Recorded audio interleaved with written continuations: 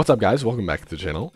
I know it's been a while for those of you who are returning viewers, so thank you for those of you that continue to tune in.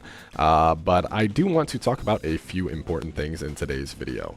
And the general subject of this video is going to be the good things that this update has brought upon Anime Adventures and the bad things. And I think the bad kind of outweigh the good, I'm not gonna lie, y'all. So without further ado, let's get into it. Okay guys, the first thing I wanted to touch on was just how pay to win this update actually is. $10 for this little amount of stuff is ridiculous. I feel like the bundles are just getting worse and worse in this game in terms of pricing, but even disregarding that, this whole assassin token system, obviously just another pay to win thing. It takes forever to grind and is very non-new player friendly in my opinion, and especially free to play friendly, not at all. Coming from someone who has done a noob to pro free to play series, the grind is already ridiculous enough, and adding this even more pay to win stuff is just kind of asinine, I won't lie guys. Very frustrating for those of you who are free to play, but let's just get on to the next thing. The next thing I wanted to talk about was actually the lack of quality of life updates. And if you look here, it looks like there are actually a decent amount of them. But if you dive a little bit further into the actual content of these updates, Roblox chat upgrade, graphics update, star potentials are now more visible. It's just kind of a lot of useless things. I don't exactly want to say useless, but the community has been asking for a little team manager like the one they have in Anime Vanguards for a very long time. And for whatever reason, the devs just do not deliver on this. A few things that I do think are okay are the keybinds. The keybinds are great. It is like Anime Vanguards in that sense, but still, I think this game has a lot more to do quality of life wise in order to reach the quality of Anime Vanguards and other anime tower defenses like that. But the overall lack of quality of life updates, this game is going to kill it eventually, unfortunately. So the devs definitely need to prioritize that in the next update. And that actually leads me into the next segment of the video, so I'll see you guys there. So the reason I did a little cut there onto this segment of the video is because the next thing I want to talk about is just how long it took for this update to come out, and specifically addressing the lack of content. I mean, listen, the Sakamoto Days thing is awesome, but a month and a week it's been since the last update, and January is a long month, guys. It's 31 days, and the fact that they dropped some bare minimum quality of life updates, one new raid, and a little game mode event. Honestly, I don't think we got our money's worth with this event.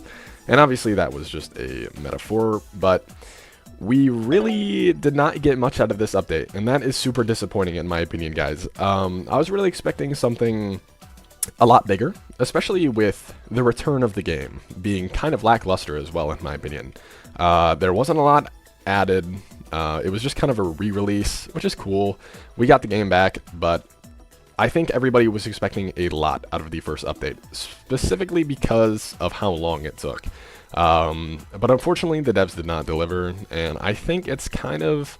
we're kind of on a downward trend with this game, guys, which is really unfortunate, but let's just move on to the next thing. The next thing I really wanted to talk about in today's video is actually the difficulty of the update.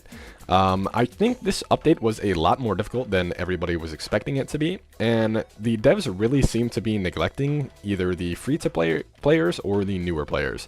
And even veterans are really struggling with this update, specifically like tier 14 and onwards. A lot of the community genuinely just cannot do that. And I know I'm more of a newer player around here than most people, but even when I assemble a team of viewers per se, or I just go into matchmaking, it is really difficult to even complete one of those higher tiers, which is very frustrating, and I know it is super frustrating for a lot of people who don't have that much time on their hands. So I think the general consensus of what is bad in this update is it's really just lackluster for free-to-play players or people with not that much time. The amount of content is also very lackluster. The difficulty is a bit much, and it's a bit too pay to win. And those last few things were a little bit redundant, but it is really the content in this game is really just dragging on, I feel like. But that's okay. Hopefully next update will be a little bit sooner and better. But now that I'm done ranting about the bad things about this update, let's get into the actual good things. Okay guys, now that we are done hating, we can actually dive into some of the good stuff that was added to the game. But unfortunately, like I said in the intro, I don't think there is going to be as much good as there will be bad. So the first thing I wanted to bring up actually was here on Discord. It was the small quality of life updates we did get. And the keybinds are cool. You know, it's cool, and this in particular is pretty cool. The thing I like the most about the quality of life is that you can actually see the stats of, so say you were to place this carrot down in game, right? You would actually be able to see that the unit has this amount of stats on it, so A+, S-, B+. So that is cool, and you can see other people's stats as well in game, so I think that is pretty neat. And I think the only real other good takeaway we have from this update is the actual units added. I think, you know, Sakamoto Days is one of my favorite mangas, and I have been keeping up with the anime that has been releasing, so I think it's really cool to see these characters in game. As far as I know, Anime Adventures is the first tower defense game to have Sakamoto Days in it, or at least one of the first. Let me know if I am wrong on that though, because I'd love to try it out in a different game. But speaking of different games, I think this is going to be kind of the end of today's video.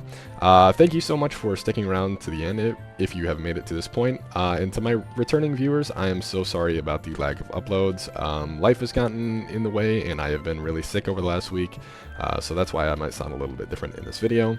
But anyways, I won't drag it on for too much longer. Thank you so much for tuning in, and I hope I'll see you in the next one. See ya!